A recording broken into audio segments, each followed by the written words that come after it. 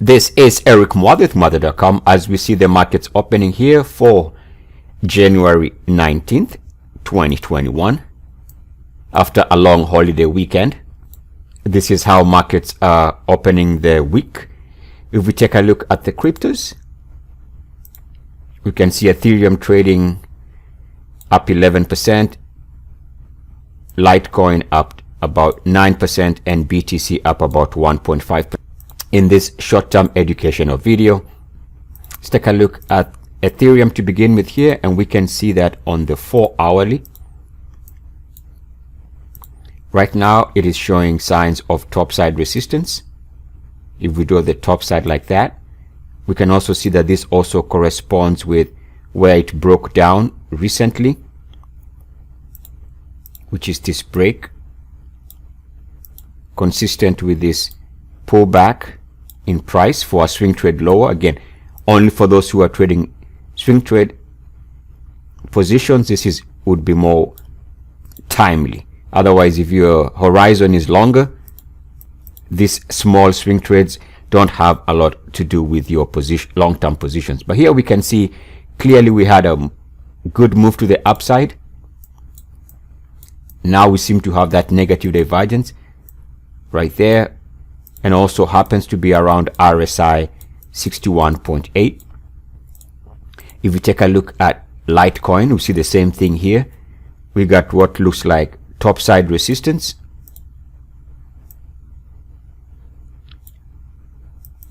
right here, and we also have uniformity resistance based on this recent breakdown. By the way, links to the uniformity method are gonna be in the description of this video. We draw a line like that, and we can see that this is where we are seeing that Litecoin is also stalling intraday. It's another way of saying that, let's say if you are trading this from a short-term perspective as a swing trader, maybe hour to hour, day to day, this is where you'd see to take some profits if you're long, or maybe initiate some short position just based on this chart. By the way, you also should understand that movement above these two lines would actually ignite further price thrust to the upside. But for now, it looks like resistance. If we take a look at Bitcoin is giving a little bit of a different view, and it is based on a wedge that is forming right now. We got topside resistance, bottom side support. So ultimately, if you're looking for the true direction, a breakout above the wedge would be strong indication of wanting to go higher. A breakdown below this wedge would indicate that this is now primed for a pullback low. Again, only for the small time frame. The reason why I say only for the small time frame is because if you're looking for a bigger move, then on the daily, you'd want to see first and foremost that this line breaks, this RSI support line connecting the lows here, here, here, and now this double bottom. This would have to break first and foremost if the cryptos are gonna see a sizable drop. By the way, I should also mention the S&P 500 might have something similar to that of Bitcoin. We have topside resistance, bottom side support. So the S&P 500 lining up very nicely with BTC. Either the market's going to move above this wedge to continue advancing the ball higher, or we break below this wedge and we see a plunge in cryptos and general markets. Let's not forget it's an options expiration week, so we should not be surprised to see movement either above this or below this to really press one side of the trade for maximum pain, quote unquote.